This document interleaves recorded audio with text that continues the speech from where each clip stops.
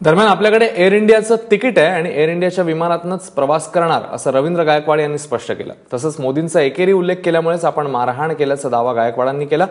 आमचे प्रतिनिधी प्रशांत कदम यांनी काही वेळापूर्वीच त्यांच्याशी संवाद साधलाय। बघूया। एअर इंडिया कर्मचाऱ्याला मारहाण केल्यानंतर कालपासून शिवसेनेचे खासदार रवी गायकवाड हे खरं तर चर्चेत आहेत, वादाच्या केंद्रस्थानी आहेत। सर, काल एअर इंडियानं तुम्हाला ब्लॅकलिस्ट देखील केलेलं आहे। काय या प्रकरणावर तुमची पुढची भूमिका असणार आहे? तुम्ही लोकसभा अध्यक्षांना पत्र देखील लिहिलं? मी लोकसभा अध्यक्षांना आणि संबंधित मंत्र्यांना पत्र दिले। हा खासदारांचा अवमान आहे आणि त्या अधिकाऱ्यांनी मला तर बोललाच वाकडं, मोदीला तक्रार करेल म्हणलं। त्याच्यानंतर ती तक्रार झाली। आज मला ब्लॅकलिस्ट केलं आहे, माझ्यावर केस नोंदवल्या त्याने। हा जामीनपात्र गुन्हा आहे, मी जामीन करून घेईन। माझा पक्ष आदरणीय उद्धवसाहेब बघतील माझ्याबद्दल काय करायचं आहे ते। पण आज 4:15च्या फ्लाईटला एअर इंडियाच्या माझं तिकीट बुक आहे। अच्छा, त्यांनी जर ब्लॅकलिस्ट केलं असेल तर माझ्याकडे कन्फर्म तिकीट आहे आजचं। मी 4:15च्या विमानानं एअर इंडियानंच पुण्याला जाणार, नसेल तर त्याच्या कायदेशीर कारवाईला एअर इंडिया सामोरं जावं लागेल। अच्छा, पण त्यांचं तर म्हणणं आहे की सर्व विमानांच्यावरती तुम्हाला प्रवेश बंदी असणार आहे, पण तुम्ही ठाम आहात की आज एअर इंडियानं जाणार। आज माझं तिकीट आहे काय? अच्छा, दिल्ली टू पुणे। हां, परवा दिवशी बुक केलं मी। सर, जो व्हिडिओ या सगळ्या घटनेचा समोर आलेला आहे त्याच्यामध्ये तुम्ही हे करताना दिसताय, मग त्यांना काही शब्द देखील वापरलेत। मोदींच्या बद्दलचं नेमकं काय झालं? म्हणजे ते मोदींचं नाव घेतल्यामुळे तुम्हाला राग आला का? मग तोपर्यंत मी बसूनच होतो। मोदी को कंप्लेंट करेगा म्हणलं, मारलं मी।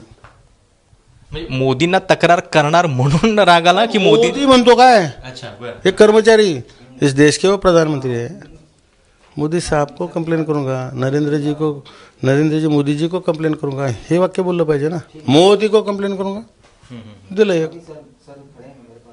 तुम्ही काही वागायचं आणि आम्ही उगा ऐकायचं पुढारी म्हणून, असं नाही ना।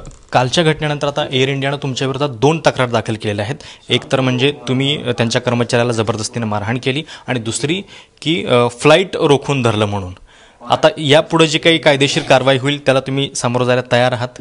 मी माझा पक्ष, आमचे पक्षप्रमुख उद्धवजी ठाकरे साहेब माझ्याबद्दल निर्णय घेतील आणि काय भूमिका आहे पक्ष म्हणून अनिलजी देसाई साहेब उत्तर देतील। तुम्ही आता त्यांना भेटणार आहात? मी त्यांना भेटायला काय नेमकं सांगणार आहात त्यांना? ते जे सांगतील ते ऐकायला चाललो मी। तर हे होते खासदार रवी गायकवाड, जे शिवसेनेच्या नेत्यांना आता भेटणार आहेत आणि त्यांना सगळं स्पष्टीकरण जे आहे ते देणार आहेत। प्रशांत कदम, एबीपी माझा, नवी दिल्ली। आणि याचबद्दल अधिक बोलण्यासाठी आपले प्रतिनिधी प्रशांत कदम आता आपल्या सोबत आहेत। प्रशांत, 2 मुद्दे। एक तर आता त्यांनी सांगितले की 4:15ला ते फ्लाईटनेच जाणार आहेत, अजूनही त्यांचा पवित्रा हा ठाम दिसतोय, तर त्याच्याबद्दल काय अपडेट्स मिळतात? आणि दुसरी गोष्ट म्हणजे अनिल देसाईंना ते आता भेटणार आहेत, तर शिवसेनेची सगळ्या संदर्भातली नेमकी भूमिका कळू शकली आहे का? तुझं काही बोलणं झालंय अनिल देसाईंशी?